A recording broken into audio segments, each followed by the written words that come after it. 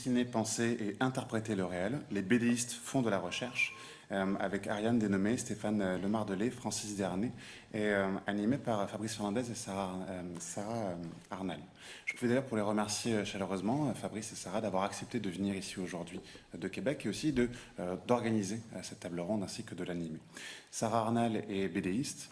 Fabrice Fernandez est sociologue et professeur de sociologie à l'Université de Laval, à Québec. Et sur ce, je vais leur laisser la parole. Merci. Merci à tous les organisateurs et organisatrices.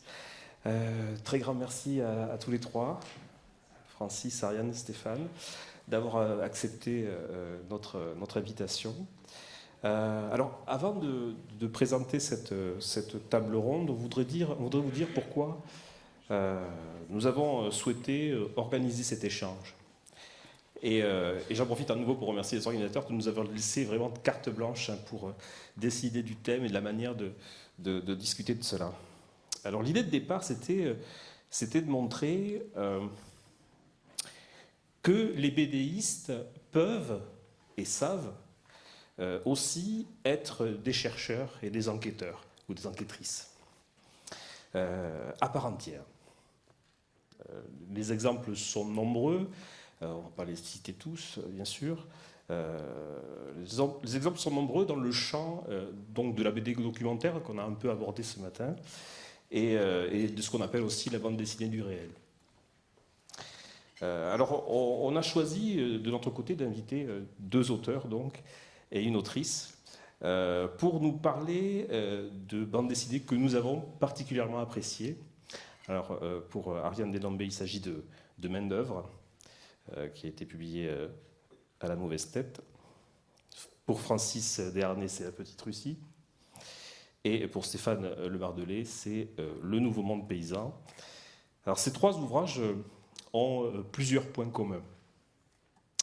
Que ce soit un regard de proximité avec le sujet qui est traité, proximité de ces auteurs et autrices avec ce sujet, que ce soit dans la manière dont ils et elles décrivent et donnent à voir et à comprendre un territoire particulier, singulier, et aussi un rapport particulier à un environnement de vie et de travail, sur un territoire parfois isolé par ailleurs. Alors ce sont de fait des bandes dessinées engagées, je dirais. En tout cas, des bandes dessinées qui questionnent chacune à leur façon plusieurs dimensions politiques et économiques qui sont essentielles dans le rapport que le Québec entretient avec son environnement. Ces BD interrogent plusieurs dimensions de l'histoire du développement économique du Québec, que ce soit à travers l'exploitation minière, l'industrie agroforestière, la colonisation du territoire ou le développement de l'agriculture. Et ces ouvrages présentent aussi différentes manières de vivre, d'exploiter et d'occuper ce territoire.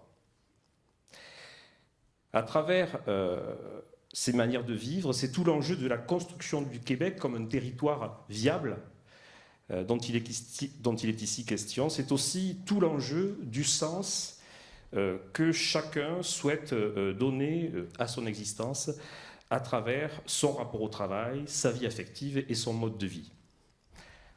Je vais te laisser la parole. Ça marche ? Bonjour.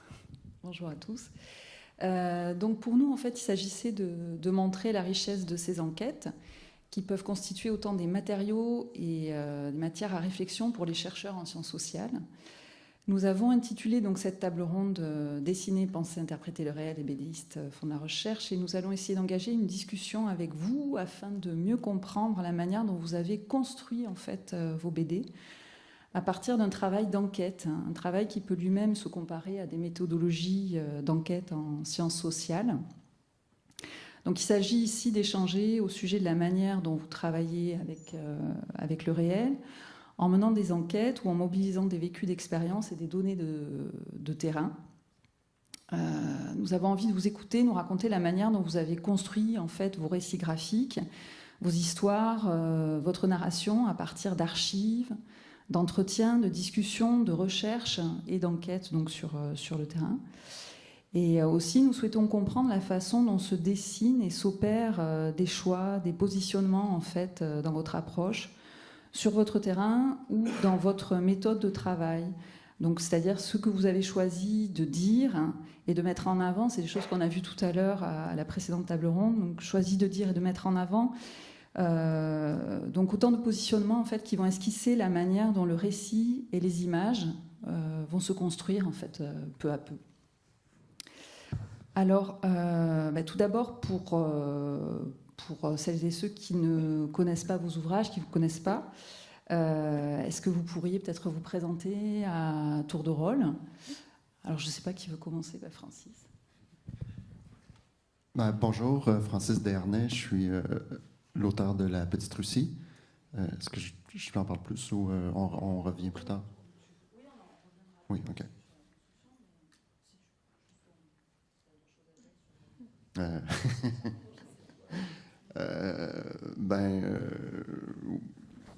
Oui, ça fait une quinzaine d'années que je fais de la bande dessinée maintenant. La particularité de La Petite Russie, c'est peut-être que c'est mon livre le plus sérieux, dans le sens où tous les autres livres, toutes les autres bandes dessinées que j'ai faites étaient sur le registre humoristique. Puis La Petite Russie, ça vient d'une histoire de famille, en fait. C'est l'histoire de mes grands-parents. Donc, je pourrais peut-être développer plus, mais ça vient du désir de transmettre un peu l'histoire de mes grands-parents qui ont participé à la fondation d'un petit village en Abitibi. Bonjour, Ariane Dénommé. Donc, je suis l'autrice de Main-d'œuvre. Je fais de la bande dessinée depuis un peu plus de 10 ans. Donc, mon premier livre, Chez soi, portait sur la question du rapport à la maison, Main-d'œuvre sur le travail. Le livre que je suis en train de terminer sur le travail artistique et la destruction qui vient avec, donc ce qui est détruit dans le travail artistique. Donc, c'est le genre de questions qui m'intéresse. Donc, je suis contente d'avoir été invitée aujourd'hui. Merci. Bonjour, merci de m'accueillir aujourd'hui. Je suis donc Stéphane Le Mardelet. Moi, j'ai un parcours un petit peu atypique dans le sens où je viens du milieu du cinéma. Et c'est en travaillant sur un film en particulier avec Wim Wenders que j'ai eu l'idée, c'est lui qui m'a donné l'idée de faire de la bande dessinée. Puis par la suite, j'ai un ami qui est décédé, Christian Marcotte, qui fait une récolte d'ail, réunissant 150 personnes pour ramasser à peu près 70 000 plants d'ail dans une journée. Et en participant à cette récolte-là, j'ai dit, il faut raconter ça. Alors, c'est l'objet de cette bande dessinée qui raconte tout simplement une récolte d'ail. Et pour la petite histoire, au début, je pensais faire 50 pages. Ça en a donné 250. Donc, le sujet est intéressant.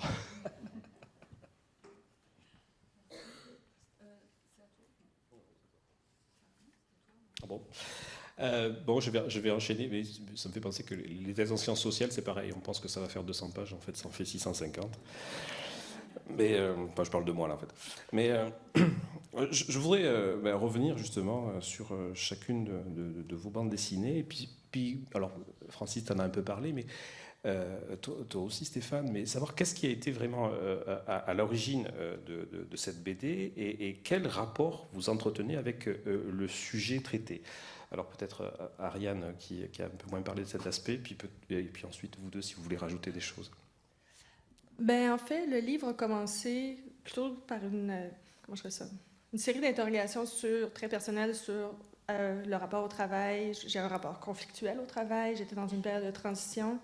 Puis une des façons, je sais pas, de penser aux choses, je trouve écrire des histoires, ça m'aide à penser aux choses, mais il n'y avait rien qui donnait quelque chose de bon. Et puis, un été où j'étais dans ma famille, je pense que c'est peut-être parce que mon fils venait de naître, et puis mon père a évoqué cette période de sa vie où il faisait ce qu'on appelle du fly-in, fly-out, donc il travaillait 100 jours, il revenait 2 semaines, il repartait 100 jours, tu sais, puis il a fait ça pendant un moment, jusqu'à ce que je naisse, en fait. Puis, je trouvais que dans le fly-in, fly-out, il y a comme une concentration du rapport au travail, tu sais, on n'est que le travail pendant cette période-là. Je trouvais qu'il y a aussi quelque chose par rapport au territoire. Qu'est-ce que ça fait d'être dans un territoire qui n'est que exploité? Donc, quand j'ai commencé à penser à ce livre-là, on était vraiment dans la... Je ne sais pas si les gens se rappellent du plan Nord du gouvernement Charest, qui était vraiment tourné vers l'exploitation des ressources minières, qui était présenté comme la panacée à plusieurs choses. Puis venant moi-même d'une région minière, où il y a et forestière, où il y a des villes fermées, où il y a des villes vivotantes, on voit les traces de cette exploitation-là. Donc, dans ce livre-là, c'est ces questions-là qui m'intéressaient. Par contre, c'est un récit de fiction. Ce n'est pas un récit documentaire. J'ai amassé beaucoup d'informations, j'ai fait des entrevues, mais à la fin, ça ne prétend pas être un documentaire. La ville où se déroule, je pense qu'il est peut-être nommé une fois dans le livre, mais parce que dans ma tête, ça aurait pu être ailleurs, au Canada, parce que des Uranium City, il y en a... Parce que c'est ça, ça se passe à Uranium City. Donc, il y en a plein, des villes qui ont existé, qui maintenant n'existent plus. Et puis surtout parce que le livre, en fait, ne porte pas tant sur Uranium City, mais vraiment plus sur le travailleur, sur la personne qui travaille là et qui fait ses allers-retours. Puis donc c'est ça. Qu'est-ce que ça fait à la personne? Comment ça nous transforme, ce genre de travail-là? Puis voilà, c'est ça qui m'intéressait dans ce livre-là. Merci Ariane. Il me semble que cette dimension, on la retrouve également dans vos deux ouvrages. Est-ce que je me trompe? Merci, c'est Stéphane. Excuse-moi. Ce rapport là au travail, cette manière dont le travail nous transforme, il me semble qu'il y a cette idée-là quand même dans certains... je vais vous laisser répondre. Oui. Je vais peut-être juste revenir sur le fait, quand j'ai commencé à travailler sur la Petite Russie, j'entendais souvent mes grands-parents parler de leur expérience de pionniers de l'Abitibi, puis dans ma tête, je me disais, ça va être une histoire de bûcheron puis de draveur. Mais mon grand-père a écrit un livre sur son expérience de vie à Guyenne, puis quand j'ai lu le livre, je me suis rendu compte que c'était beaucoup plus riche, beaucoup plus complexe que ça, qu'il était question d'un village coopératif. Donc, effectivement, la notion du travail, la question du travail était absolument centrale. Et le travail, il y avait le côté, l'aspiration de mon grand-père à être cultivateur et à pouvoir nourrir sa famille et le village dans lequel il était, mais il y avait aussi les impératifs économiques immédiats.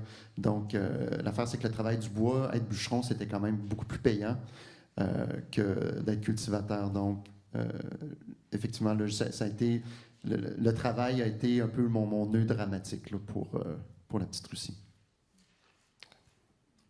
Moi, c'est un petit peu différent dans le sens qu'au prime abord, c'est venu un peu par la bande, le projet, où cette fameuse récolte-là, vous imaginez 150 personnes dans le champ, des gens de tous horizons. Donc il y a un aspect social qui est très très fort, et c'est plus ça que je pensais traduire. Et il y a vraiment, oui, comme tu dis, il y a des retours qui nous arrivent à plein de niveaux. Déjà, personnellement, je voulais faire de la bande dessinée quand j'étais petit, mais c'était un rêve absolument inatteignable. Alors, me retrouver là aujourd'hui, c'est extraordinaire. Je suis passé par le cinéma, je suis revenu à la bande dessinée qui est mon premier amour. Et c'est en collaborant à un petit journal local où je faisais de la bande dessinée pour m'amuser. Et puis, une année, j'ai raconté cette récolte-là chez Christian en 9 ou 12 cases, je ne sais plus. Le nombre de retours que j'ai eu est extraordinaire. Donc, les gens m'appelaient, puis ils me disaient, je me reconnais là-dedans.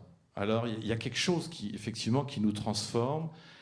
Mais quand les gens me disaient que je me reconnais là-dedans, ils n'étaient pas nécessairement dans la bande dessinée. Ce n'est pas parce que je les avais bien dessinés, ils pouvaient ne pas être là du tout. Ça les interpellait. Donc, à partir de là, il y a eu la volonté d'aller un peu plus loin dans la démarche, de développer le projet, d'en faire un peu plus que ce qui était prévu au départ. Et quand on se retrouve dans ce genre de situation, dans un champ, etc., on rencontre du monde.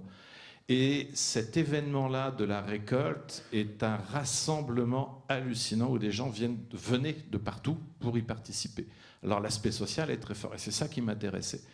le travail en lui-même là-dedans, il était presque secondaire. Et il est venu après, où en rencontrant d'autres gens, j'ai vu toutes les problématiques qu'ils avaient, d'avoir une petite ferme, d'occuper d'une certaine manière le territoire, de développer certaines pratiques qui n'étaient pas du tout dans les normes, et de voir qu'il y avait des bâtons dans les roues de mis à tous les niveaux de gouvernement, depuis le municipal jusqu'au fédéral. Alors de là, je dis oui, il y a quelque chose à creuser. Alors tout s'est fait un petit peu normal. Doucement, normalement, en suivant les gens, en allant d'un bout à l'autre, et puis de l'un à l'autre. Et oui, ça nous transforme parce que moi-même, je faisais ça presque en dilettante, raconter cette histoire-là. Puis c'était quelque chose, un domaine que je ne connaissais absolument pas. Je suis incapable de planter un radis. Je suis en admiration devant ces gens qui font pousser des choses et que, en plus, ça nous nourrit. Alors j'avais une admiration pour ces paysans. Et pour moi, c'était des gens que je ne connaissais pas. J'allais à l'épicerie faire mes courses, puis ça s'arrêtait là. Et je me suis aperçu qu'effectivement, ils étaient très accessibles. Ils étaient tous là très proches, et que depuis, c'est sûr que ça a aussi changé l'alimentation. Alors quand on rentre dans ce genre de travail, comme tu as dit tout à l'heure, c'est de la narration engagée, c'est de la bande dessinée engagée, même si on ne veut pas prendre parti ou quoi, on prend parti à un moment donné, mais parce qu'au départ, on se pose une question, ou il y a une question qui nous arrive. Et là, on cherche à y répondre. Ou des fois, on trouve la réponse sans connaître la question au départ. C'est pour ça que je ne sais pas jusqu'à quel point la démarche est scientifique, mais il y a un besoin de curiosité, d'apprendre là-dessus, sur un milieu, sur ta famille, sur tout ça. Dans la précédente BD, je faisais référence à la bande dessinée d'Étienne Davodo, qui est l'histoire d'un vigneron et d'un auteur de bande dessinée qui passe un an à s'échanger leurs connaissances. Et il y a quelqu'un qui disait « Je ne connais pas cette BD, mais j'aime le titre, parce que quand on est ignorant, ça veut dire qu'on peut encore apprendre. » Et je pense que c'est ça qui nous pousse à le faire. Puis pour ma part, c'est sans trop me poser de questions. Alors je suis tombé dedans, puis ça a donné ça à la fin, quoi. Tu dis, Sarah, si tu veux poser une question. J'ai envie d'aller encore un peu plus loin par rapport à ça. Et vous parlez, tu parlais, mais vous aussi, de l'engagement, puis aussi de la proximité parfois qu'il y avait par rapport à l'histoire que vous avez racontée. Bien sûr, ça fait penser à ce qui peut nous arriver en tant que chercheur en sciences sociales également. Et je me disais, mais comment est-ce que vous avez géré cette proximité, soit avec la cause, soit avec l'histoire familiale pour les autres, que vous avez dû raconter? Comment est-ce qu'on gère ça? Comment est-ce qu'on peut raconter quelque chose qui nous est proche, ou pour lesquels on se sent particulièrement investi à un moment donné? Je sais que toi, c'est arrivé au fur et à mesure, mais pour vous, c'est aussi l'histoire d'une partie de votre famille, et c'est parfois pas facile de raconter ça, notamment dans une bande dessinée. Là. Et je voudrais savoir comment est-ce que vous avez réussi à faire ça? C'est-à-dire, comment est-ce que vous avez réussi à mettre de la distance? Ou peut-être vous n'en avez pas mis, je ne sais pas, mais enfin, comment est-ce que vous y êtes pris, tout simplement? Dans les faits, disons que le premier matériel était entretien que j'ai eu avec mon père, informel. Mais ensuite, dans mon environnement proche, il y avait beaucoup de gens qui ont soit travaillé dans les mines, soit carrément fait du fly-in, fly-out. Donc, il y avait juste comme un fond de connaissances accumulé avec le temps. J'écoutais énormément de documentaires, de l'ONF, beaucoup documenté l'industrie minière pendant, disons, les années 50 à 70. Puis ensuite, j'allais chercher aussi des documentations plus... Mais à la fin, les entretiens avec mon père sont devenus un matériel comme le reste. Donc, j'en ai pris, j'en ai laissé la grande part. Puis, ce qui est raconté à la fin, c'est pas du tout son histoire. C'est un jeune homme X, mais c'est avec des éléments qui lui ressemblent et d'autres qui sont pas du tout lui.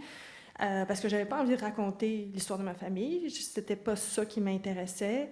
Je pense que je pense que l'élément que j'ai gardé, surtout, il m'a raconté une tonne d'anecdotes, tout ça, et ça, j'ai pu les utiliser, mais ce pas nécessairement des choses qui lui sont arrivées à lui, c'est des choses qu'il a vues. Donc, j'ai peut-être gardé 2 éléments de l'arc narratif, le fait que ben, ça se termine quand son enfant naît. Tu sais. Donc, ça, je trouvais que tu sais, c'est une boucle naturelle.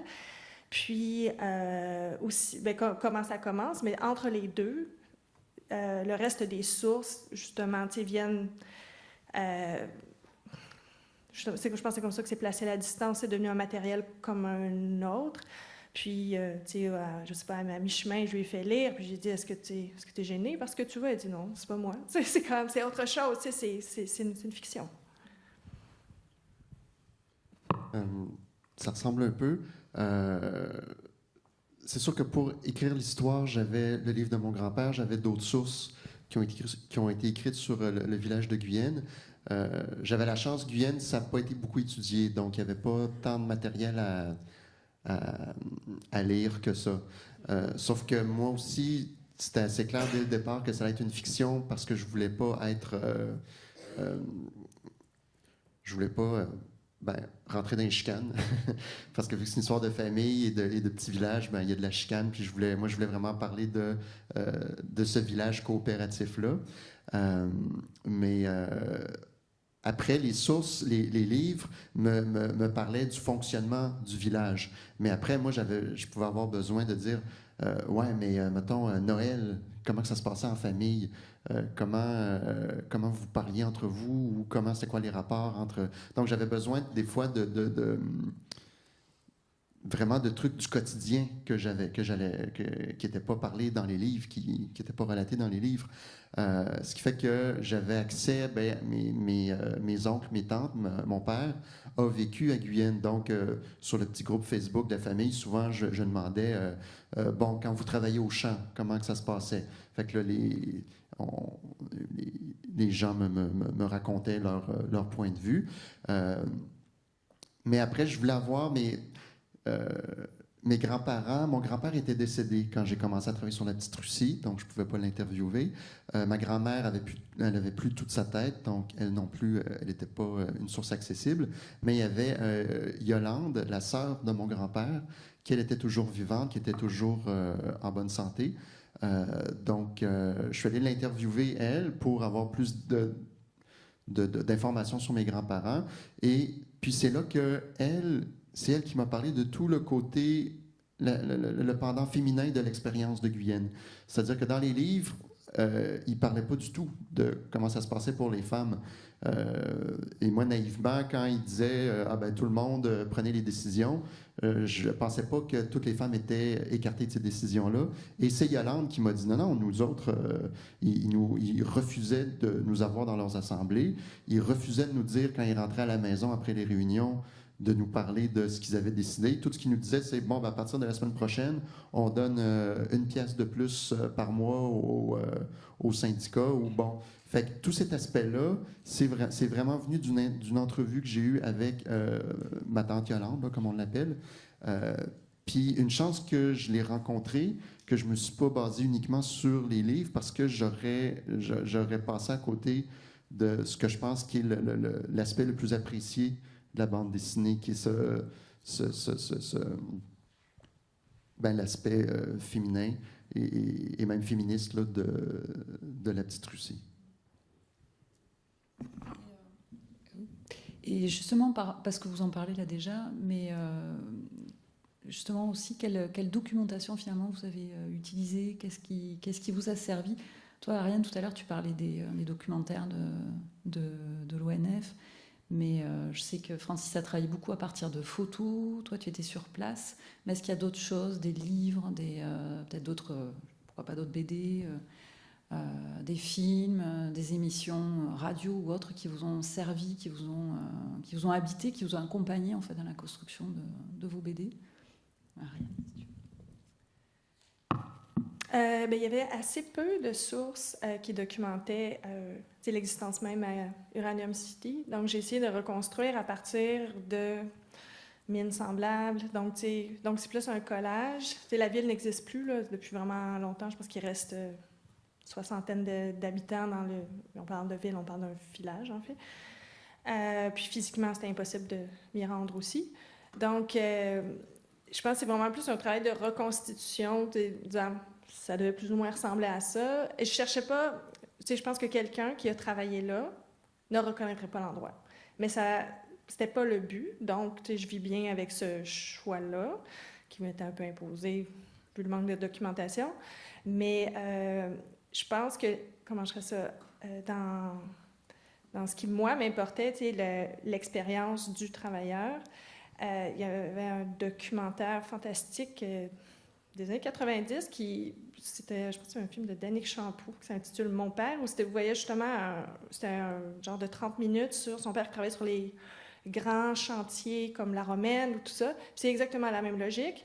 Puis tu vois, donc c'est ça, les allers-retours entre le chantier, la chambre d'hôtel, les gens qui n'ont pas, carrément pas de maison, donc qui n'est qu'un travailleur migrant. Puis, comment je trouve ça, c'était comme des échos de cette pensée-là, de ce sentiment-là, de ce ressenti-là. Je suis aussi allée comme à la pêche auprès de gens que j'ai fréquentés quand j'étais encore à Rouen, parce que qui travaillent maintenant dans des mines dans le Grand Nord. Puis là, j'ai rencontré des nœuds, parce que c'est sûr que l'expérience n'est pas exactement la même. Puis aussi, je pense que c'est toujours difficile lorsqu'on est, ils sont dedans, on gagne d'excellents salaires, donc peut-être le côté critique n'est pas exactement bien reçu, parce que mon livre ne prétend pas à être impartial, là, j'ai une position critique par rapport à cette industrie-là. Donc, mais c'était quand même des échanges intéressants, même si, comment je dirais ça, c'était pas la même temporalité, c'était maintenant, mais je pense que ces sources contemporaines-là, je les ai trouvées quand même, parce qu'elles étaient confrontantes, étaient quand même intéressantes. Mais je suis vraiment reconnaissante à l'ONF parce que vraiment, c'est comme le matériel du quotidien. Il y avait plein de villes minières qui maintenant n'existent plus ou existent à moitié, qui sont super bien documentées, puis vraiment dans le détail, le grain fin de la vie. Puis ça a été une de mes sources importantes. Mais une source, en science, je suppose que ça ne serait pas reconnu, comme c'est dérivatif, là, mais en fiction, je trouvais que c'était utile. Pour ma part, il y a eu la récolte, les 2 récoltes que j'ai suivies pour faire le petit livre de 50 pages au départ. Puis tout le monde me parlait dans le champ du rapport Pronovo. Alors je dis, c'est quoi cette affaire-là? Alors bien sûr, je me suis plongé dans ce rapport Pronovo qui dit globalement qui a été fait dans les années 2008, je crois, qui est toujours tabletté, et qui dit que si l'agriculture québécoise continue comme ça, elle frappe un mur. Ça, c'était en 2008. Puis des rapports de l'ONU, notamment celui d'Olivier de Schutter, qui dit globalement, par la voix de Jean Ziegler, qui dit qu'on produit l'équivalent de 12 milliards de production alimentaire, on n'est que 8 milliards, et il y a encore des enfants qui meurent de faim. Alors ces 2 rapports-là, pour moi, ça a été un choc. Et je dis, OK, non, il y a quelque chose qu'il faut que je creuse. Et à partir de là, je suis allé rencontrer des gens sur le terrain. Alors ça s'est fait d'une personne à l'autre. Tiens, j'aurais besoin de rencontrer quelqu'un qui fait des pommes. On va aller voir Stéphanie. Ça s'est fait vraiment très localement. On fait 50 km avec ma bande dessinée, on va pas loin. Mais déjà, petite parenthèse, que je me suis rendu compte, c'est qu'en prenant un microcosme, on était tellement universel. Et que j'avais des retours de France, d'Europe, d'autres régions, bien sûr, au Québec. Ça se passe au niveau de Fredericksburg, Sutton, Hemingford, exactement. Mais qu'on a exactement la même chose en Gaspésie ou ailleurs, ou même dans d'autres pays. Alors déjà, il y a quelque chose à ce niveau-là qui est vraiment universel. Puis, ça a été de rencontrer les gens. Alors, j'allais voir les gens chez eux, puis je prenais note. Je ne filmais pas. Et notamment pour ne pas avoir à tout revisionner après et pour avoir quelque chose de « Ah, ok, je prends ça ». Alors effectivement, il y a une vision là-dedans qui est peut-être pas déontologique, je ne sais pas, qui est certainement pas scientifique pour rejoindre ce que tu disais. Je suis dans le documentaire, c'est certain, mais j'allais chercher ce qui m'intéressait. Et après ça, j'ai commencé à faire de la scénarisation. Et je dois avoir pris 9000 photos. Et donc mais c'est pas de la photo, je voulais pas faire de la belle photo, c'est vraiment de la photo pour capter quelque chose. Je veux une expression, je veux ci, je veux ça. Alors, ce qui est intéressant dans la démarche que j'ai faite, c'est qu'à tous les niveaux, il y a une recherche. Au niveau visuel, au niveau documentation, au niveau humain, social.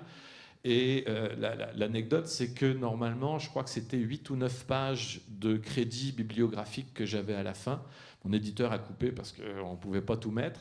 Mais c'est une somme de travail, de recherche énorme. Je me suis fait prendre au jeu, puis j'ai découvert des affaires extraordinaires. Alors après, ça a été comment scénariser ça, comment rentrer ça là-dedans. Et la démarche a été de faire un premier récit scénarisé, un scénario. Je l'ai envoyé aux gens concernés. Là, ils m'ont à peine retourné l'affaire. J'ai pas eu beaucoup de retours. J'ai continué. Ok, je vais faire le storyboard. J'ai fait le storyboard. Puis c'est drôle, c'est là que les gens disent oh ben non, oui j'ai dit ça, mais non, je peux pas le dire. Alors il a fallu revenir aussi sur certains cas. C'est comme s'il y avait une certaine omerta aussi dans le milieu. Alors je me suis retrouvé confronté à des situations un peu particulières à ce niveau-là. Mais les gens étaient complètement intégrés dans le processus. Et à suite de ça, j'ai aussi une méthode cinématographique avec un ami, Luc Bourdon. Merci Luc. On s'est amusé, alors qu'on avait fait le montage avant, on s'est amusé à prendre la méthode cinématographique où on a étalé la bande dessinée partout, puis on a refait du montage derrière pour, si le contenu était là, pour ne surtout pas perdre de vue le fil narratif de l'histoire et qu'il y ait une histoire qui soit fluide. Alors, c'est là qu'il y a eu aussi une mise en forme, avec des choix qui ont dû être faits par après, où on arrivait à ce stade-là, par exemple, on rencontrait les gens de la MRC qui nous expliquaient toutes les actions qu'ils mettaient de l'avant. Puis c'était intéressant, puis c'était formateur, etc., mais on n'était plus les pieds dans la terre, on était dans un bureau. Et là, on ressortait du cadre. Alors à plein de niveaux, ça donnait quelque chose, une démarche vraiment qui devenait de plus en plus ténue, précise, avec une recherche de plus en plus poussée au final. Et ce qui est incroyable, c'est qu'est-ce qui reste de toute cette recherche-là? C'est pas grand-chose. Alors c'est d'aller d'épurer après. Alors il y a aussi un travail d'épuration, on n'est pas je suis pas dans la fiction, mais j'ai l'impression que les deux sont le même. Mais pour moi, c'est drôle d'être là parce que j'ai jamais vu une démarche scientifique. C'est pas du tout quelque chose qui m'est. Et c'est quand vous m'avez invité que je dis ah ouais, scientifique. Je dis attends, c'est comme ça s'est fait comme naturellement par merci le calque aussi. Grâce à un financement, autrement j'aurais jamais pu le faire. Donc ça se fait comme un peu tout seul au fur et à mesure, puis on avance sur un projet. On a la chance de faire un métier qu'on n'a pas besoin d'attendre que le téléphone sonne et que si on a une idée, je ne sais pas pour vous, on peut la mettre tout de suite sur le papier, puis ça coûte pas cher. C'est un privilège énorme. C'est extraordinaire de ne pas avoir besoin de monter une équipe, de faire quoi que ce soit et de pouvoir rentrer dans n'importe quel sujet. La bande dessinée, pour ça, c'est extraordinaire et ça a un côté vulgarisateur tout en gardant le sérieux de l'affaire, mais en gardant aussi son côté ludique. Alors, ces démarches-là, je ne serais pas capable de lire un ouvrage scientifique, mais ce que je m'aperçois, et on le voit très bien avec l'évolution du roman graphique ces 20 dernières années, en gros, sans rentrer dans l'histoire du roman graphique, c'est que ça nous ouvre les portes à toute une série d'histoires plus documentaires, à la limite scientifiques, mais qui, tout en gardant le côté sérieux, vulgarise l'affaire. Et je suis persuadé que ça permet de développer des sujets extraordinaires que malheureusement la science n'arriverait peut-être pas à porter au niveau du public. On le voit avec le fameux livre des algues vertes en France, qui a été censuré dans la mairie où ça se passe et qui est devenu un phénomène, alors que c'est un sujet que personne n'aurait écouté si ça avait été pris autrement. Alors, je sais pas, il y a quelque chose dans la bande dessinée qui est quand même assez particulier à ce niveau-là, où on arrive à raconter des histoires, à intéresser du monde, parce que c'est pas qu'on va pas être pris au sérieux, parce qu'on sait que le sujet est sérieux, mais il y a ce côté amusement qu'on garde, ludique, plaisir. Et je ne sais pas si en science, on peut arriver à retrouver ça. J'espère que oui. Ça fait 2 jours qu'on discute de ça. Là. C'est un autre sujet. C'est un bon sujet, le rire en sciences sociales, par exemple. Mais je ne vais pas aller là. Mais moi, ce que ben, tu dis, ben, vous dites, il y a quand même quelque chose d'intéressant dans le rapport au terrain et le rapport aux acteurs, et qu'on retrouve d'ailleurs en sciences sociales souvent. C'est-à-dire qu'on fait des entretiens, où on écrit des articles, et puis on les fait lire aux gens, et puis les gens se reconnaissent ou ne se reconnaissent pas. Certains ne se reconnaissent pas, et puis nous disent, bah là, vous ne parlez pas de moi, vous parlez de quoi? Certains se reconnaissent, et puis ils ne sont pas contents. Et puis certains nous disent, bon, mais vous parlez de façon générale de la profession, de je sais pas quoi, et puis là, ils se sentent un peu plus à l'aise. Mais on retrouve un peu les mêmes positionnements, finalement, quand on vous écoute, il me semble. Certains chercheurs ont envie que leurs écrits donnent véritablement à voir le vécu des gens, et puis qu'ils puissent se reconnaître, et puis d'autres n'ont pas ce souci-là en disant, c'est pas notre job. Non, non, nous on essaie de montrer une réalité sociale, que les gens se reconnaissent ou se reconnaissent pas, peu importe. Et à partir du moment où on est dans le récit, hein, et en sciences sociales, on utilise aussi le récit de différentes façons. Il me semble qu'on déréalise aussi des vies. Les gens ne se reconnaissent pas forcément quand on raconte une histoire sur eux. On devient un personnage, et le personnage, c'est jamais la vraie personne, de toute façon. Donc on a toujours cet enjeu-là aussi. Voilà. Mais là, je me suis perdu, parce que du coup, j'ai pas de questions à vous poser. Et c'est intéressant ce que tu dis, que les gens ne se reconnaissent pas nécessairement. Alors, c'est quelque chose qui me surprend beaucoup, parce que, vu que c'est quelque chose qui doit être très proche de la réalité, vous êtes permis de rentrer dans la fiction, et quelle liberté ça donne, effectivement. Moi, j'ai eu la chance, et comme tu parlais de rapprochement, de proximité du territoire et tout ça, tous les gens qui sont dans la bande dessinée, j'ai essayé qu'on les reconnaisse, déjà et d'une, et j'aurais fait signer des releases venant du cinéma. Après, j'ai appris qu'en bande dessinée, c'était peut-être pas nécessaire, et pour moi, c'est important qu'ils se reconnaissent. Et tout le monde se reconnaît, enfin, tous les témoignages que j'ai eus, ça fonctionne. Alors, j'aurais pensé qu'en science, on allait chercher à ce que les gens se reconnaissent dedans, mais pas nécessairement. Pas nécessairement. Vraiment, il y a tous les profils dans les chercheurs et chercheuses par rapport à cette question-là. Ça a été des gros débats en interne avec des chercheurs. Non, pas nécessairement, parce que sinon on devient prisonnier finalement du regard rétrospectif. Et finalement, on perd notre liberté d'analyse, là, tout simplement parce que les gens disent, non, moi je ne me reconnais pas, alors mais pourtant on sait bien ce que vous avez dit. Ah oui, mais alors attendez, si je devais le redire, je ne le dirais pas de la même façon. Ah oui, mais vous l'avez dit comme ça. Oui, mais ça, ah oui, mais si c'était à refaire, je ne le ferais pas de cette façon-là. Ah oui, mais attendez, vous l'avez fait. Alors, ouais, finalement, on revient toujours dans une espèce de relecture de soi-même qui est infinie, et il me semble qu'en fait, après, on tombe dans autre chose que les sciences sociales. Parce qu'on est simplement des porte-paroles, finalement, de ce que les gens veulent montrer d'eux-mêmes, ce qui est autre chose, ce qui est un autre métier. Voilà. Mais moi, j'avais envie de revenir, Sarah, tu me coupes, hein, n'hésite pas, parce que je parle beaucoup. Sur les surprises. Voilà. En sciences sociales, on a des surprises sur le terrain. Je pense que vous en avez eu aussi. Certains d'entre vous l'ont abordé, qui ont orienté votre travail d'une autre façon. Et ces surprises-là, c'est aussi un terreau de l'enquête de terrain, hein, en sciences sociales. Effectivement, on part avec des idées, on part parfois avec des hypothèses, avec des théories, puis on est confronté à une réalité, puis on se rend compte que finalement ça ne tient pas la route et qu'il vaudrait mieux enquêter là-dessus. Voilà. Et ça, je trouve ça intéressant, et ça, c'est scientifique, par exemple. Donc, j'aimerais vous entendre sur cette question-là, tous les trois.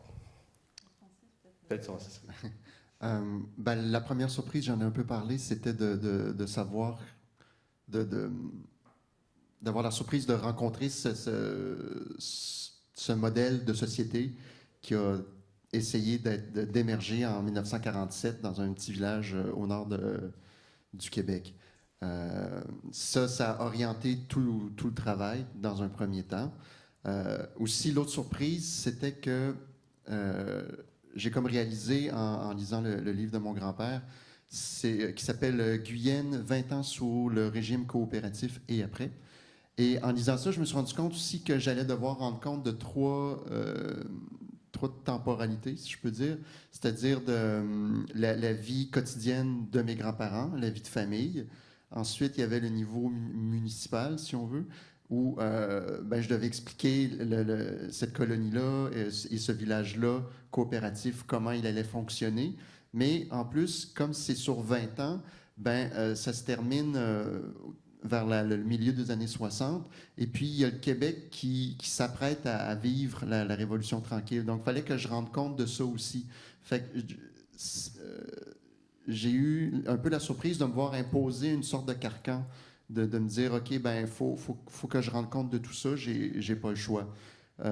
L'autre surprise importante, je l'ai dit aussi, ça a été la rencontre avec Yolande, qui m'a ouvert les yeux sur tout le côté des femmes du village. Donc, aussi, juste pour revenir sur l'autre question d'avant, moi, peut-être une des particularités, c'est que je suis allé à quelques reprises à Guyenne pour prendre des photos, puis j'ai beaucoup de dessins d'arbres dans le livre, puis je tenais à ce que les arbres que j'allais dessiner, que ce ne soient pas les arbres que j'aurais vus sur Google, mais que j'aurais pris en photo. Donc, je suis allé me perdre dans le bois, entre guillemets, pour prendre des photos de nature et tout ça. Donc, ça, c'était une de mes sources là, importantes. Merci, Ariane. Je ne sais pas si ça se qualifie comme une surprise, mais comme je l'évoquais tout à l'heure, j'ai aussi, je suis entrée en contact avec des gens qui travaillaient maintenant dans les mines. Pas nécessairement parce que je voulais... Le livre se passe il y a 40 ans maintenant, mais je voulais avoir un écho de ce qui est maintenant. Puis, ça ne m'a pas surpris. Comme je vous dis, je viens d'une ville minière. Je sais que la tension entre le pain qui est gagné et les inconvénients majeurs d'une industrie extrêmement polluante, ça va ensemble. Mais je m'attendais à ce que ce soit peut-être plus facile de créer des ponts ou en essayant d'ouvrir des portes sur des choses. Puis je sentais que, je ne sais pas si c'est parce que c'était ma posture de fille qui habite maintenant loin, Montréal, qui a plus de contact. Est-ce que c'est comme l'étranger qui vient mettre le pied, qui n'est pas le bienvenu? Donc, le premier abord était chaleureux, ensuite c'était plus difficile, puis pas toujours, mais ça l'a coincé peut-être plus que je pensais, mais en fait, j'aurais dû m'en douter. Donc, c'est ça, je pense que lorsqu'on est dans ce milieu-là, évidemment, on veut être... Pour se sentir bien, on ne va pas comme continuellement... on va construire quelque chose qui fait que ça a du sens. Donc, peut-être que les questions que je posais étaient malaisantes. Donc, si j'avais à refaire, je ne suis clairement pas une chercheuse, donc mes questions étaient peut-être malhabiles. Donc ça serait probablement... donc oui, c'est une surprise comme d'un manque de compétences d'intervieweur, parce que dans le sens que quand je parlais avec des gens que ça faisait longtemps, ça va, il y avait comme la distance du temps. Ils étaient rendus ailleurs dans leur vie, c'était correct. Ils pouvaient raconter leurs frasques. C'était devenu des frasques de jeunesse. C'était devenu genre des choses comme dont on se rappelle avec un mélange un peu de gloriole, puis en même temps, que c'était tough. Mais quand on est dedans, puis que c'est ça notre réalité, c'est ça, c'est peut-être plus délicat. Merci. Pour ma part, pour moi, la surprise, elle est primordiale. Elle est, si j'avais connu le sujet, ce qui est impossible de toute façon, sur le bout des doigts, je ne me serais pas embarqué dans cette démarche documentaire. Pour moi, si j'avais pas eu de surprise, c'est comme ouais, ça, comment ça marche, c'est quoi l'affaire, je découvre quelque chose, j'aurais pas cherché à creuser. Pour moi, j'ai l'impression que si on sait tout sur le sujet, entre guillemets, je dis bien, ça va pas m'intéresser d'aller creuser. C'est d'aller trouver des pépites, d'aller rencontrer du monde qui me raconte leurs histoires, donc apprendre des affaires. Puis de temps en temps, c'est comme wow, je m'attendais pas à ça. Puis là, ça devient une perle, parce que si c'est une perle, après, c'est de vouloir la partager. Je ne sais pas si vous aviez embarquer dans ce genre de démarche-là si vous aviez déjà tout connu. Puis, pour moi, c'est l'idée de découvrir, en fait, et ensuite, avec la volonté de le partager. Mais s'il n'y a pas cette recherche de surprise-là, on n'a pas le petit thrill, on n'a pas le petit truc qui nous allume, qui nous demande qui nous amène à faire l'effort de chercher. Parce que, pour moi, c'est ça qui me guide, en tout cas. Je ne sais pas vous. Non, effectivement, c'est assez au centre du processus. Là, C'est ça, c'est l'idée de... Est-ce que vous feriez une recherche si vous connaissiez l'affaire? Je ne pense pas qu'on va chercher, et de là, d'autant plus à faire une œuvre. En tant qu'artiste, c'est d'autant plus important de le partager à ce niveau-là et d'amener ces surprises-là. Et quand on amène une surprise, c'est parce qu'on l'a eu nous-mêmes. Alors ça fait partie, puis après dans le processus, oui, on en a parlé tout à l'heure, il y en a eu plein. Puis c'est ça qui fait la beauté de la démarche, en fait. Mais je pense que le livre sur lequel je travaille maintenant a cet esprit-là, mais dans mes œuvres, je pense que c'était pas ça que je cherchais. Je pense que je cherchais à mettre, à rendre visible quelque chose qui est peu montré. Donc, est-ce qu'il me surprenait? Non, parce que c'est comme le jus dans lequel j'ai baigné, puis auquel j'avais peu accordé d'importance, puis soudainement, je l'ai regardé, puis je l'ai trouvé intéressant. Mais j'étais pas surprise parce que je voyais. Puis, mais en même temps, je voyais qu'il n'y avait pas tant de représentation de ça. Fait que je pense que mon désir était vraiment plus là pour ce livre-là. Davantage. Puis, c'est sûr que, tu sais, c'était pas une matière qui m'était complètement inconnue. Bien sûr, tu sais, en faisant les entretiens, en fouillant, tu sais, oui, le sujet, tu sais, s'avère vraiment plus riche que l'image que j'en avais, mais la première impulsion pour ce livre-là, je dirais pas que c'était un livre axé vers... comment je ferais ça? Donc, c'est ça. Il y avait une question, mais c'était une question plus comme... comment je ferais ça? Que tout le monde... qui était vraiment plus personnelle, en fait. Tu sais, pourquoi on travaille? Par exemple. Pourquoi on travaille? Grande question. Donc, c'est ça. Je pense que pour ce livre-là, je dirais non. Hein, c'est intéressant de voir vos différents positionnements par rapport à ça, parce que c'est vrai que en sciences sociales, c'est un moteur. Là. Enfin, on part avec une question, on essaie de découvrir des choses, on a envie d'être surpris. Si on part avec déjà l'ensemble du savoir, c'est vrai que c'est moins intéressant de faire des thèses, par exemple, ou d'écrire des articles. Mais c'est pareil quand on va sur le terrain, c'est-à-dire que si on a beau savoir des choses, il vaut mieux les mettre de côté lorsqu'on interroge des gens. Parce que des fois, en posant nos questions, on les oriente vers quelque chose et on oublie tout le reste. Tout le reste reste caché, finalement. Donc il faut poser des questions d'imbéciles, souvent, et c'est comme ça qu'on a des réponses intéressantes. Là. Si on arrive et qu'on sait tout, bien évidemment, le positionnement en face, ce n'est pas le même. Là. Mais je vais laisser la parole à Sarah pour tout ce qui est en lien avec justement la construction du récit et des choix graphiques.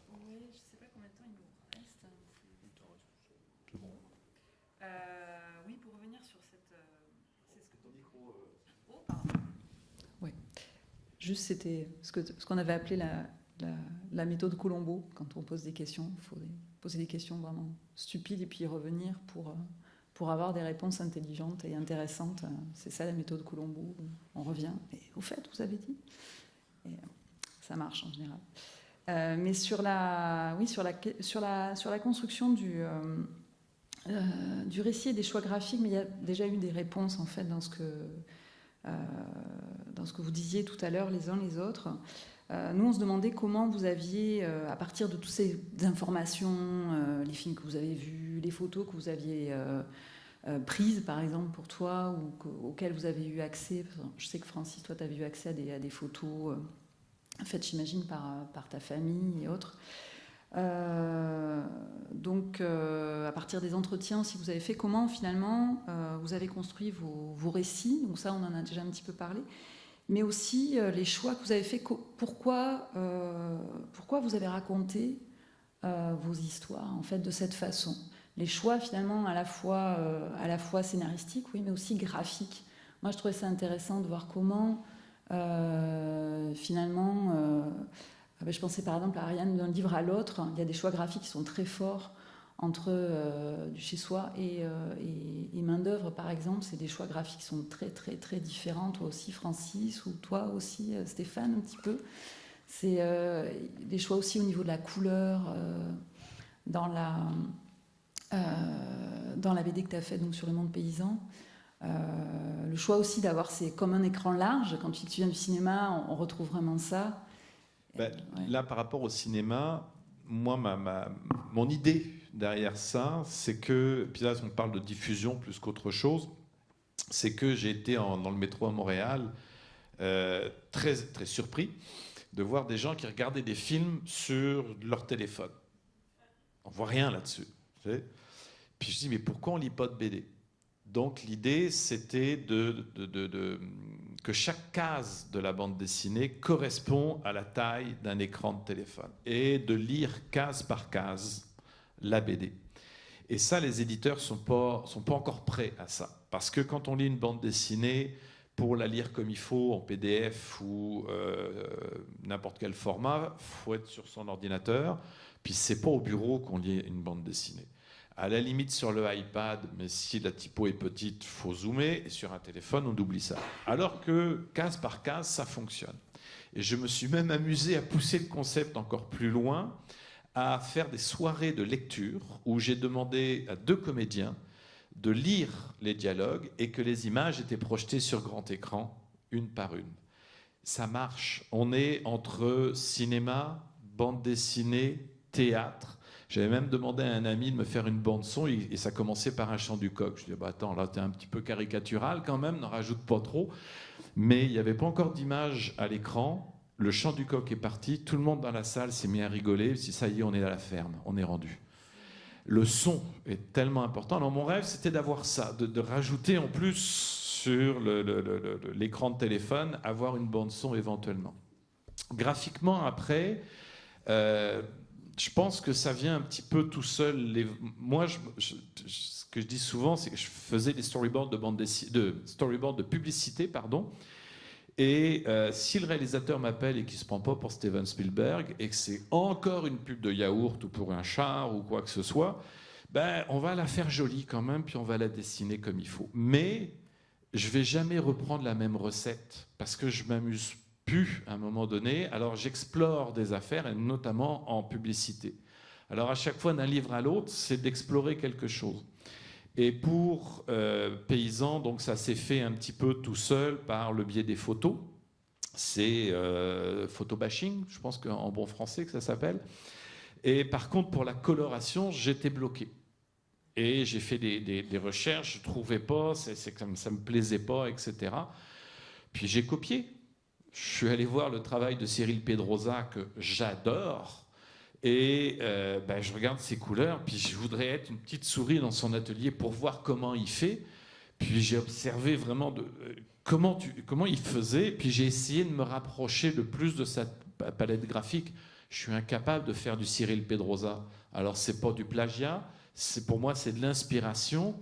Et pour moi, il est primordial dans son travail qu'il y ait une évolution déjà, puis de ne pas s'empêcher de regarder comment les autres y font. On aime ça. Alors, il faut garder le plaisir. Et puis pour moi, le plaisir, c'est quelque chose comme la surprise. La surprise fait partie du plaisir. Il faut le garder. Et si à un moment donné, j'ai plus de plaisir, je ne suis pas sûr d'aller au bout. Alors, c'est ça. Il faut regarder comment font les autres. Il faut aller au cinéma, regarder des films. Il faut lire des BD. Puis oh, ça c'est beau, comment je peux pas faire pareil, mais comment je peux m'approcher de ça. Effectivement, ceux qui connaissent Cyril Pedrosa, qui connaissent ma bande dessinée, vous regarderez les deux, c'est comme, ah oui, c'est clair. Bon, après, maintenant je l'ai dit. Mais faut s'amuser avec ça. Faut vraiment s'amuser, quoi.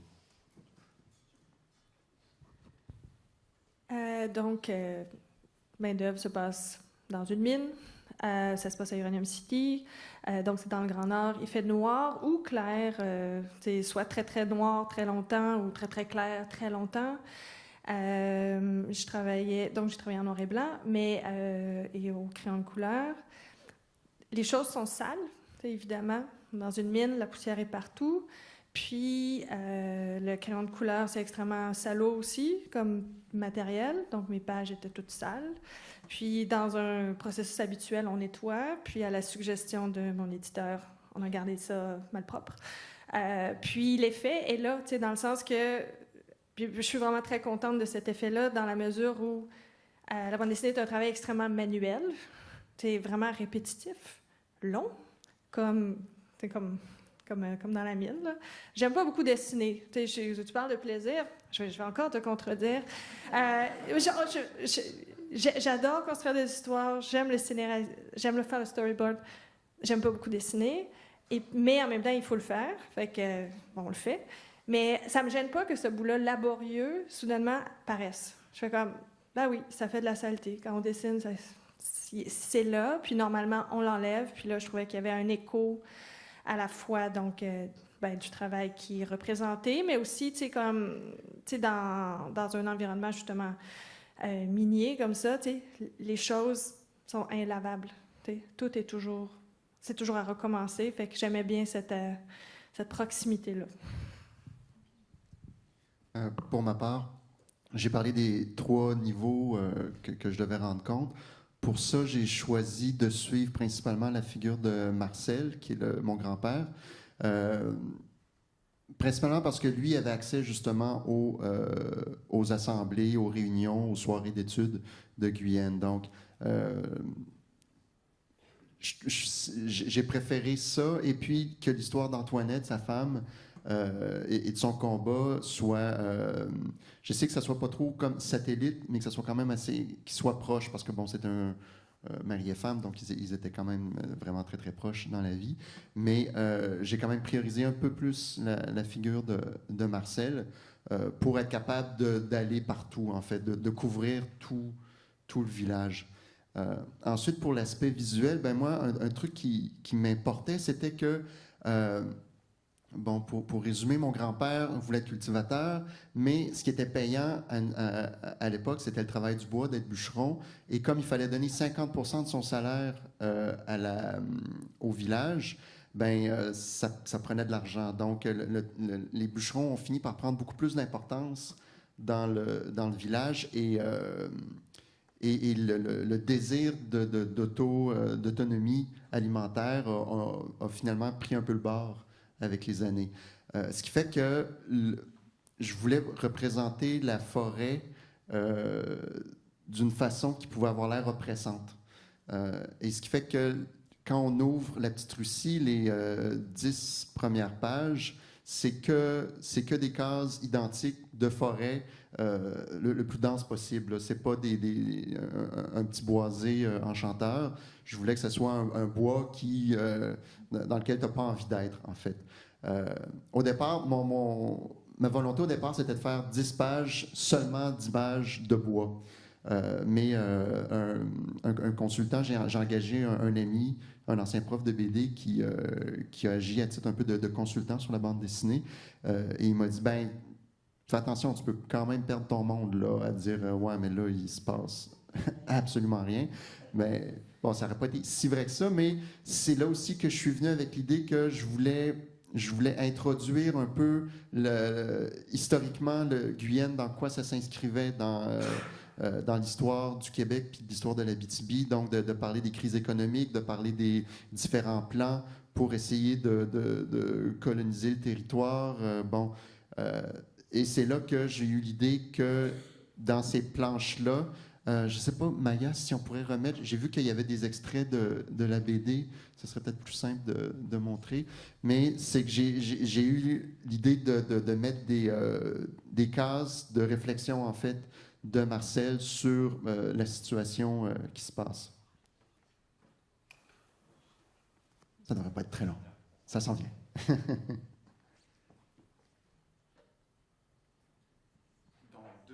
Dans 2 bonnes minutes, Mais ce que je trouve intéressant, c'est de constater à quel point, à chaque fois, le sujet même teinte jusqu'au dessin, dans ton cas. Tu as choisi le sujet, c'est sale, tu as choisi mais c'est comme venu après, c'est ça? C'est pas quelque chose auquel tu avais pensé au départ ou... Non, j'ai testé plusieurs matériaux, les combinaisons de matériaux, puis pour finalement s'arrêter sur celui-là, travailler de cette manière-là.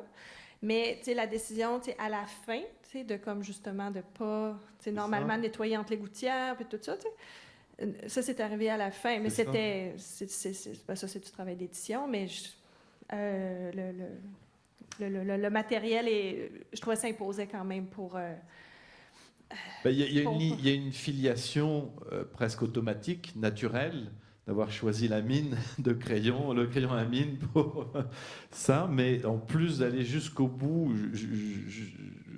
c'est ça, jusqu'au bout, de laisser ça sale, je trouve ça extraordinaire, c'est génial, parce que on est vraiment, ça nous fait sentir encore plus le travail. Puis dans La Petite Russie, c'est pareil, je me rappelais plus tes premières pages comme ça dans le bois, mais tout de suite, c'est comme l'histoire de mon coq, on est dedans, quoi. Si tu peux passer, pas celle-là, j'en ai vu d'autres, une autre. OK.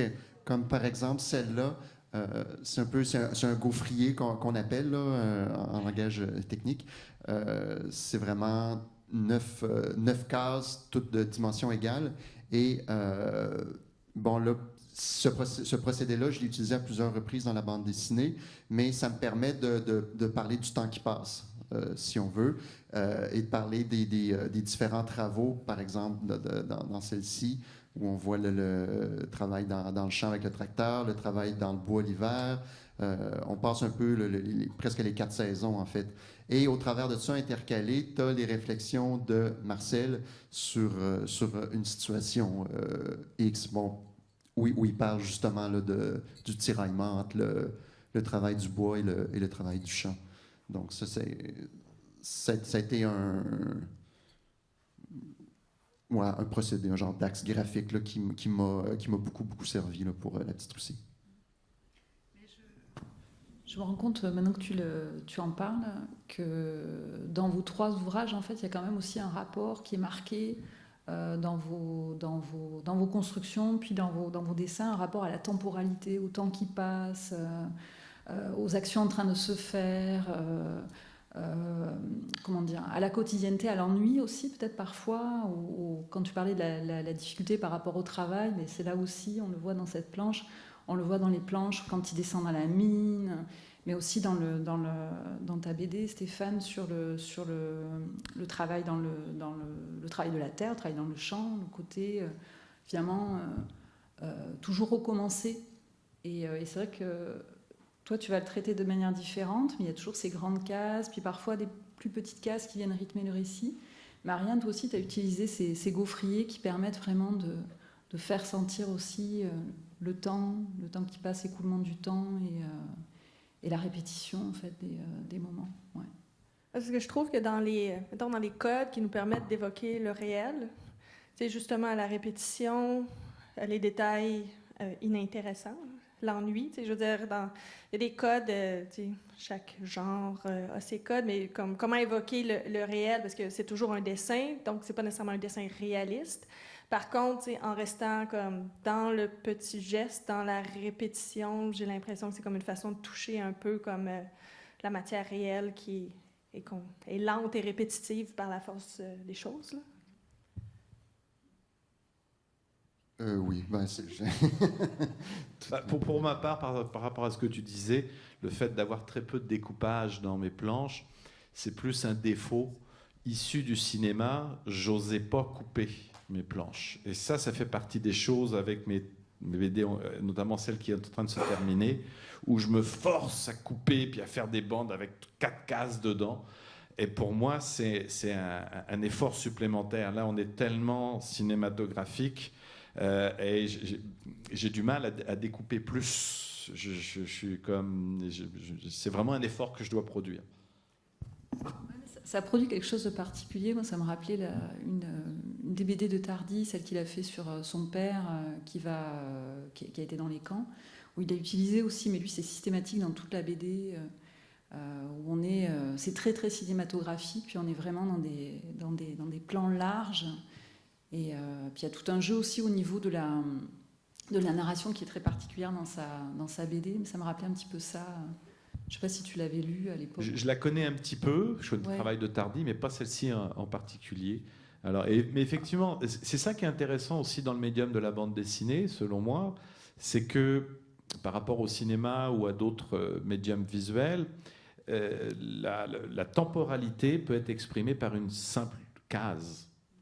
Comme tu dis, avec soit une grande bande où il se passe rien, une grande case où il se passe rien, bah c'est sûr qu'il y a un côté contemplatif qui nous amène.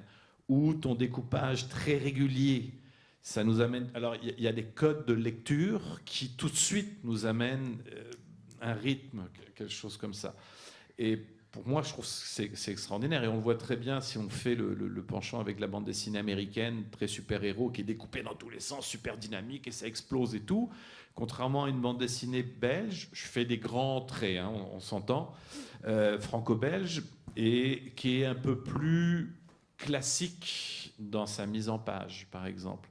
Alors à ce niveau-là, on peut même faire intervenir le mouvement, et donc le mouvement, pas le mouvement, mais le rythme. Il y a un rythme qui est imposé. Puis moi, personnellement, j'aime ce genre de choses, d'images où on prend le temps de souffler, on prend le temps de rentrer dans le bois, on prend le temps de descendre dans une mine. Je trouve que c'est ça la beauté d'une planche où, puis moi je me surprends des fois, notamment avec Pedrosa, encore une fois, où je peux rester 10 minutes sur la même case, juste à la regarder, ou la même planche.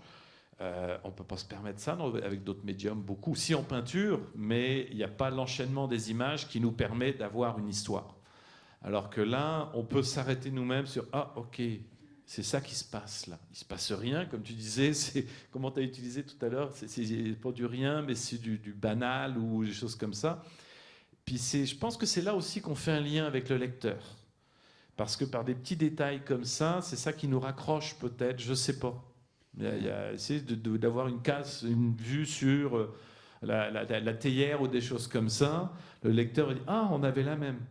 Il y a quelque chose qu'on connaît. Alors, peut-être que ça crée un lien, je ne sais pas.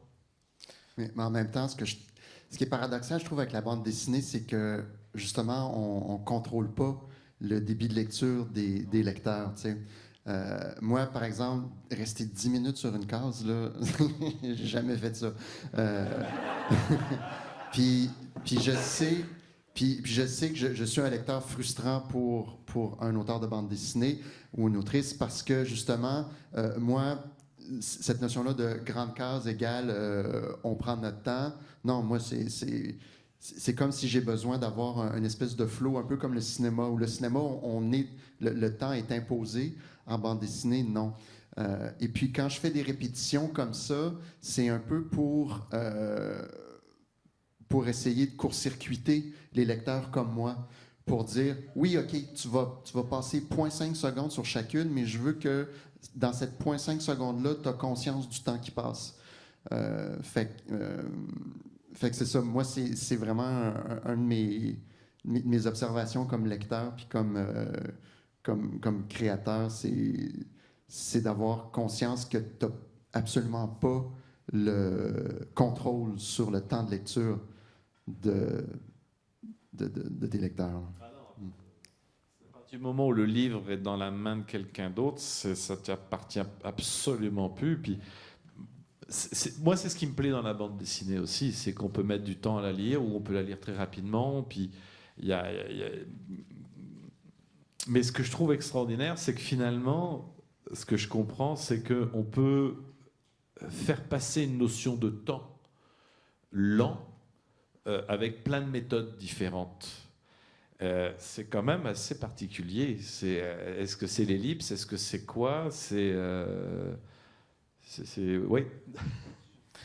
Je trouve vraiment intéressant cette réflexion sur le temps. Ça me fait penser à un projet qu'on a ensemble avec Sarah. Justement, on a essayé d'articuler un article de sciences sociales avec une autre narration, qui est une narration de bande dessinée, dans le même texte. C'est-à-dire qu'on a deux narrations. Une narration par image, qui n'illustre pas le texte scientifique, et une narration scientifique. L'idée étant que justement le lecteur, qui est un lecteur de sciences sociales, prenne un peu de temps, se pose un peu sur les images, réfléchisse un peu à ce qu'il vient de lire, et fasse une espèce de confrontation avec l'image qui n'est pas une illustration de ce qu'il vient de lire. Et il me semble que là aussi, il y a quelque chose qui est intéressant au niveau de la production cognitive. Qu'est-ce qu'on comprend de ce qu'on est en train de lire et qu'est-ce qu'on y met de soi-même aussi, là, comment on se projette aussi dans l'image. Je trouve que c'est quelque chose aussi qui, moi, je trouve, manque dans les sciences sociales parce qu'on est habitué à lire des travaux, etc. Mais on prend rarement le temps de vraiment réfléchir à ce qu'on est en train de lire là. Je pense que l'image permet ça, je pense, permet de réintroduire de la temporalité et permet de sortir des mots là pour réfléchir tout simplement. Merci beaucoup. Alors on me dit qu'on est pressé par le temps, on est pressé par le temps justement, et que bien sûr il faut laisser la parole à la salle qui a certainement plein de questions à vous poser. Donc voilà, c'est à vous.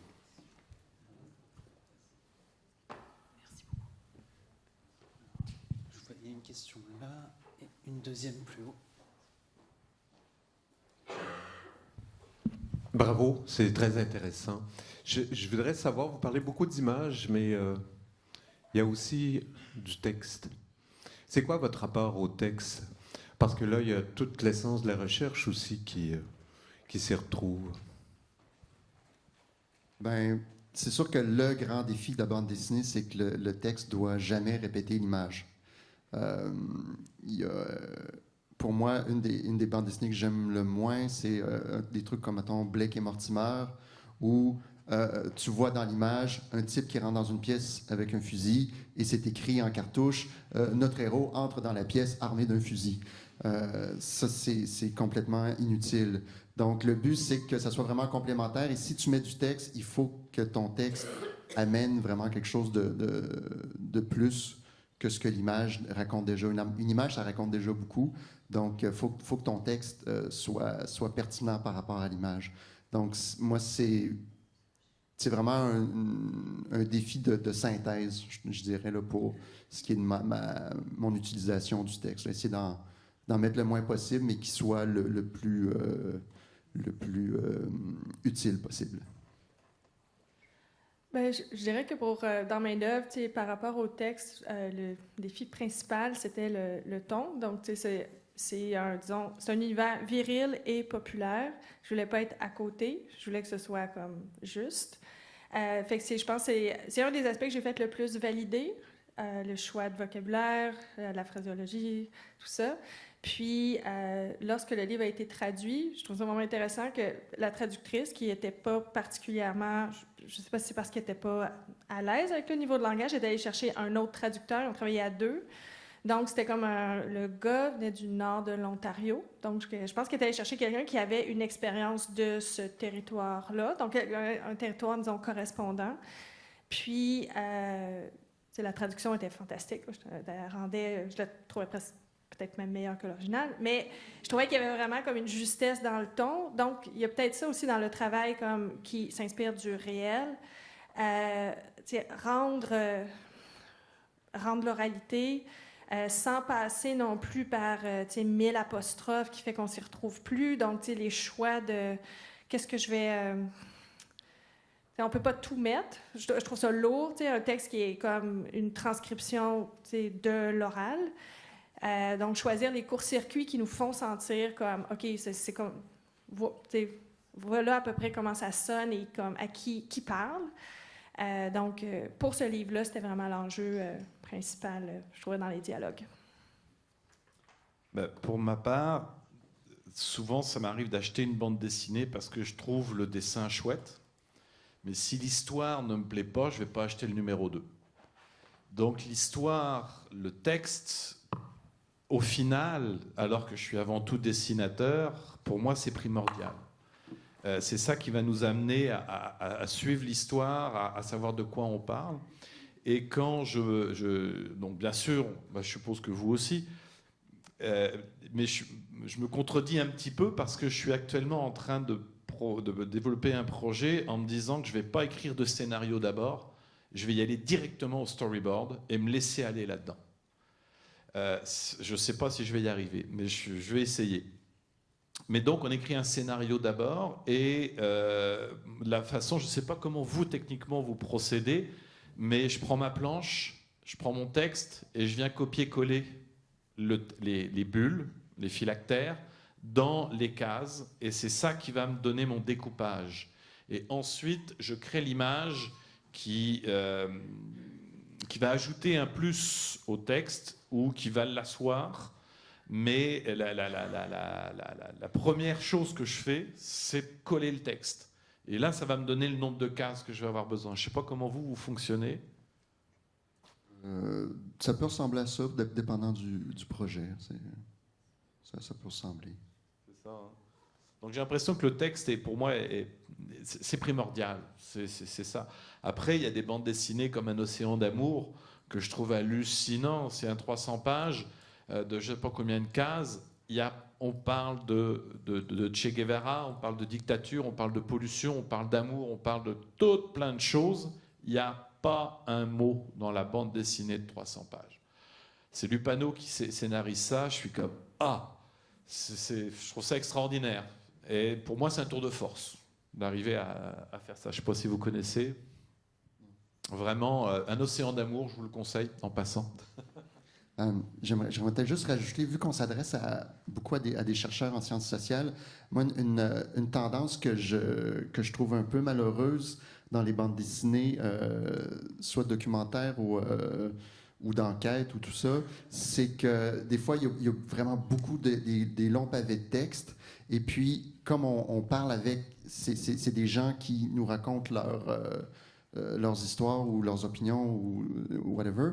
Puis, il y a ces gens-là disent beaucoup de choses. Et il y a des longs pavés de texte qui sont reliés par phylactère à des têtes. Puis moi, j'appelle ça un peu des BD de têtes qui parlent. Et c'est pas super intéressant parce que le visuel n'est pas mis à profit là, vraiment de façon très optimale, si on veut. Donc, pour les chercheurs qui choisiront la bande dessinée, je vous invite à faire attention à ça, à la tentation de vouloir tout faire dire à des personnages parce que justement, des grosses bulles de texte, c'est très... pas rédhibitoire, c'est ça? Comment on dit ça? Ça fait peur. Ça fait peur, c'est indigeste, ouais.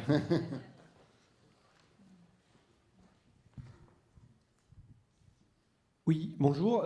Vous avez abordé les aspects adopter des procédés des procédés narratifs pour bien raconter l'histoire, des procédés des styles de mise en couleur ou niveau de gris. Est-ce que il y avait aussi des questions sur le style du trait qui vous ont permis de bien raconter, d'adapter votre style, on va dire, à ce genre de récit? Je ne sais pas si je suis très clair. Pour ma part, je ne suis pas assez bon dessinateur pour changer de style. Alors j'essaie de me débrouiller avec ce que je sais faire, puis c'est ça qui devient un peu un style de façon naturelle. Pour ma part, vu que j'étais beaucoup dans l'humoristique avant, j'ai essayé de pousser un poil plus le réalisme, mais ça, j'ai échoué. Là. On ne peut pas dire que j'ai fait avec La Petite Russie, c'est une BD réaliste. Là, on n'est même pas proche du semi-réalisme. Puis je voulais essayer de délier mon trait un peu plus parce que je trouve que j'ai un trait un peu trop rigide. Ça, je trouve que j'ai bien réussi pour les passages de nature, si on veut, les forêts, les bois, tout ça. Mais tout ce qui est architecture et personnages, je suis encore un peu trop stiff. Là. Donc, voilà. Dans dessiner les choses qui existent pour vrai, on peut prendre le parti pris de les rendre dans un dessin pseudo-réaliste. Je sais que c'était pas vraiment à ma portée, mais ça m'intéresse pas non plus. Donc, il y a ça aussi, là, on dessine ce qu'on a envie de dessiner. Je pense que dans le cas de Main-d'œuvre, c'était plus un état... Comment je dirais ça? Un état d'être que c'était plus ça que je cherchais à rendre avec le trait. Donc, il y a quelque chose de très... comment je dirais ça? Englué dans le gris, si on veut. Puis ça, parce que dans le fond, c'était un peu la patte du temps que le personnage ait pris à l'intérieur. Si j'avais pris le parti pris, ces environnements de démesure, ces mines-là, avec comme c'est la forêt infinie, c'est des mines énormes, on les voit très peu parce que c'est le point de vue du personnage. Le personnage n'a pas vraiment accès à ça. Lui, il est dans son corridor, donc c'est à peu près ce qu'on voit. Fait que c'est dans ce sens-là, oui, je pense que le sujet avait un effet sur le trait.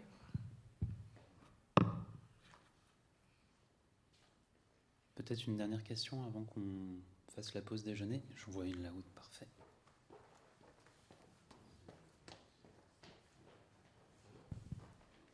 Merci. Merci beaucoup déjà pour vos présentations, c'était vraiment intéressant. J'avais une question, mais c'est peut-être une réflexion et un peu autour de cette thématique BDiste, recherchiste et recherche. À vous écouter, j'avais comme un peu le sentiment, comme si Stéphane, comme si vous avez fait une sorte de documentaire un peu plaidoyer par rapport à ce discours. Peut-être que je suis un peu biaisé parce que je suis dans le domaine agricole, donc automatiquement, ce que vous avez dit, ça a un peu fait écho chez moi. Ariane, je dirais que vous avez fait comme une sorte d'étude de cas critique et Francis, une sorte de fiction témoignage. Et donc j'aimerais un peu vous entendre un peu à partir de là, parce que moi j'ai l'impression que ça a joué aussi dans la manière dont vous avez fait votre recherche et dans les retours des témoignages que vous avez pu avoir, en fait, des gens, ou peut-être les réactions des gens quand vous les avez interviewés, ce genre de choses. Donc voilà, c'est un peu ma réflexion. Merci. C'est comment que tu as commenté mon travail tout à l'heure? Un documentaire plaidoyer. J'ai dit ça surtout... En fait, j'ai dit ça surtout parce que je connais un peu les textes auxquels vous faites référence et la pensée qu'il peut y avoir derrière. Et c'est pour ça que je sais que ce que je veux dire par là, c'est que j'imagine que si vous étiez parti interviewer, par exemple, des gens du monde porcin ici au Québec, vous n'auriez pas eu le même discours. Donc c'est un peu dans ce sens-là. Tout à fait. Ce n'est pas un jugement. Hein. Non. Puis même, s'il y en avait un, ça pourrait être intéressant, on discuterait plus longtemps. Mais oui, c'est un plaidoyer quelque part. Puis ça rejoint ce qu'on disait tout à l'heure, que pour moi, la bande dessinée est un vecteur d'expression. Et les surprises que j'ai découvertes, je voulais les partager. Parce que pour moi, c'est des choses qui que je trouvais inadmissibles. Alors, je dis non, ça se peut pas. Je peux pas rester indifférent à ça. Donc, le besoin d'en parler et de prendre la défense de ces gens-là. Pour moi, c'était ça. Et effectivement, je me suis posé la question d'aller rencontrer les gens de l'UPA. Puis, à un moment donné, je me suis dit, non, j'ai même pas envie de les rencontrer parce que, je sais pas, ça m'allumait pas. Alors, effectivement, il y a une vision, il y a un parti pris qui est là. Et puis ça c'est clair. Parce que, puis après, ça correspond aussi à tout un courant d'actualité. Où on est sensibilisé à ça, à cette pollution-là. Puis de fait, j'ai pris les gens qui me semblaient les plus respectueux de ça. Donc, alors, il y a un parti pris, c'est clair là-dessus. C'est une volonté de plaidoyer. Et ma petite fierté, si je peux me permettre, dans ce projet-là, c'est qu'il y a une ministre qui est venue à Denham, qui a vu le livre, qui l'a pris, qui a fait le tour des gens qui sont dans la BD. Et elle s'est servie de la BD lors de la commission parlementaire sur la représentativité des agriculteurs et l'utilisation des pesticides. Et quand on fait une démarche documentaire, selon moi, c'est qu'on veut faire bouger les choses un petit peu. On veut faire connaître un aspect de quelque chose. On a une volonté. Alors, je ne sais pas si j'y suis arrivé. C'est pas pour ça que maintenant on peut avoir plus de 300 poules et pas seulement 100. Je ne pense pas que ce soit la BD qui les fait. Mais ma petite fierté, c'est qu'on a peut-être mis un petit grain de sel dans le truc, puis on a apporté une petite réflexion. Puis ça, je suis heureux avec ça. Pour ma part, j'aurais envie de rajouter que fiction. Moi, c'est une fiction historique, dans le fond. Et j'avais quand même à cœur que, vu que ça se passe au Québec, Québec rural, dans une colonie au début, dans un village par la suite, fin 47 jusqu'en 1968 environ, j'avais quand même à cœur que ça soit crédible. Donc, toute la question de la représentation des lieux, des vêtements, de la façon de parler. Pour moi, c'était super important. Ce qui fait que j'ai engagé un historien qui revisait mes différentes étapes de manuscrit parce que, c'est ça, je ne voulais pas avoir d'anachronisme trop flagrant ou de choses trop, c'est ça, d'anachronisme. Et à un moment... Attends, où est-ce que je m'en allais avec ça? Mais bref, c'est ça. Mais d'un autre côté, je me suis rendu compte aussi que tu peux devenir complètement fou de chercher le détail historique de tout. L'exemple que je prends tout le temps, c'est la fourchette de 1952. Tu sais. Quand les gars sont au chantier, ils mangent. Fait que là, là, il faut que je dessine une fourchette. OK, mais une fourchette de 1952 en Abitibi, ça ressemble à quoi? Ben, ça doit quand même ressembler pas mal à celle de 2023 à Québec. Là.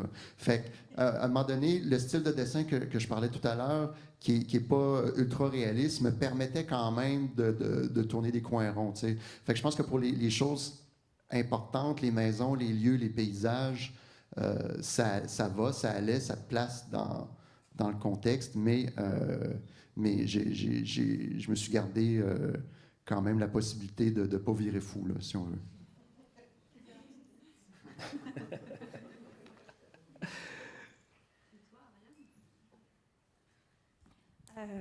Si je vais commenter, j'ai bien peur de ne pas maîtriser assez bien ma méthode de sciences humaines pour pouvoir dire si oui ou non mon livre était une étude de cas critique. Donc, qu'est-ce que ça implique? Je pense que je peux même pas le dire, donc... Bon, mais je vous propose de s'arrêter là et puis d'aller visiter. Au lieu de prendre une fourchette de 1952, d'en prendre une en plastique de 2013 et puis d'aller manger. Hein, je ne sais pas ce que vous en pensez, mais c'est le moment. Je pense qu'on en a besoin. Merci. Merci. Merci vraiment.